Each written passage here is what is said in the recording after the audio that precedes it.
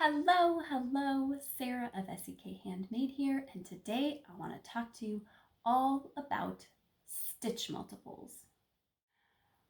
When I first started knitting and crocheting, I remember seeing stitch multiples listed in patterns and stitch encyclopedias and feeling like it was just one of those jargony terms that I was never going to understand. So today I want to demystify stitch multiples for you so that you can, one, be in the know, and two, be able to use them to adjust patterns, to swatch so that you can learn new stitches, and just to grow your skills. So, what a stitch multiple is, the definition of it is simply the number of stitches that you need to create a stitch or pattern repeat. So the base stitches, the number of base stitches you work into to create a special stitch or a repeat of a special motif. Sometimes that's one stitch, sometimes that's several stitches. So let me tell you how stitch multiples are written. They are often written as a multiple. It will say stitch multiple, a number plus a number. All right. What those numbers tell you is the first number is the number of stitches needed to repeat the stitch or the stitch pattern or the motif that repeats throughout a specific motif or a design. The second number is the number of chains, additional chains you need to make that pattern. So let's break it down real simple. A stitch we all know. Let's talk half double crochets. A half double crochet takes one stitch to make. So you're going to see a stitch multiple of 1 plus, and here's where it gets tricky. If you are a traditional half double crocheter and your half double crochets, you do 2 chains to make a half double crochet, then you're going to do a stitch multiple of 1 plus those 2 chains. If you're like me though, and you find that you get straighter rows when you only chain 1 after a half double crochet, or at the beginning of a row of half double crochets, then your multiple is 1 plus 1. So you're going to multiply that first number by however many repeats you want. So let's say I'm making a swatch of just simple half double crochets. I would say I want 15 half double crochets. So 1 times 15, this is math even I can do. So I'm going to have 15 stitches plus my chain of 1 to get my row height. So 15 half double crochets plus 1 for my row height. So I would start off with a chain of 16 stitches, work into my second chain, and then work my 15 half double crochets back into the chain, and I would end up with 15 stitches. There are, to just take this to the next level, there are some stitches that are worked across multiple stitches. So, for example, if you have a stitch that takes 3 stitches to be worked, you're going to say, I want 5 repeats. I'm loving the number 15 today, apparently. I want 5 repeats of 3 stitches. That means I'm going to take 3 times 5, which is 15. And then, depending on what the stitch is, if it says plus 2, you're going to do 15, 16, 17 chains. So 15 plus 2, 17 chains. And then you should be able to work your 5 repeats of the pattern that takes 3 stitches, or pattern or stitch that takes 3 stitches to be worked into. Now, you ready for this? Are you with me? Take a deep breath. I understand that this is maybe a little complicated, but come back to this. Watch it a couple times. It's fine. Sometimes it takes me a listening, a stepping away and processing, and then a coming back to a concept before it really makes a lot of sense to me.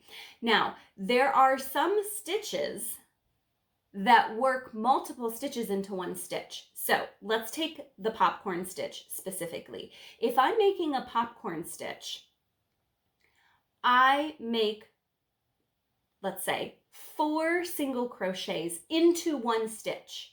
So that popcorn is only going to have a multiple of 1 because it's only worked into one stitch, even though you're going to put 4 stitches into that one stitch. So if I'm doing a double crochet popcorn and I have my multiple of 1 plus 2 for my turning chains, let's say I want to make, let's get crazy and go more than 15. Let's say I want to make 10 popcorn stitches. Now I'm realizing that's not more than 15. Anyways, let's go with it. 10 popcorn stitches. Those all only take 1 stitch, even though 4 stitches go into each popcorn stitch. You make all of those 4 into 1 stitch. So if I want 10 of them, I multiply 10 times 1, which is 10. And then I need my plus 2 for my turning chain. So 10 plus 2 is 12. So to make 10 popcorn stitches right next to each other, that will be a very textureful swatch you will have there. If those popcorn stitches are made with double crochets and you have 2 turning chains for that, then it's going to be 10 plus 2. All right. Sometimes motifs are, or texture patterns are made across multiple stitches. I'm going to give the example of a basket weave. I'm looking to see, oh, I do. Look at that. All right, so this is my example of a basket weave. So you've got post stitches that go forwards and backwards, for front post stitches and back post stitches. That's what makes up this texture. And to do this specific texture, you are going to, in this pattern, which it can be expanded over multiple things, but let's use this example.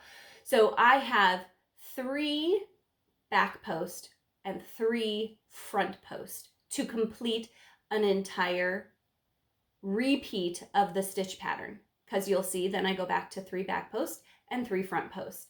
So my stitch multiple is 6. So any multiple of stitch will give me an even basket weave of back, front, back, front.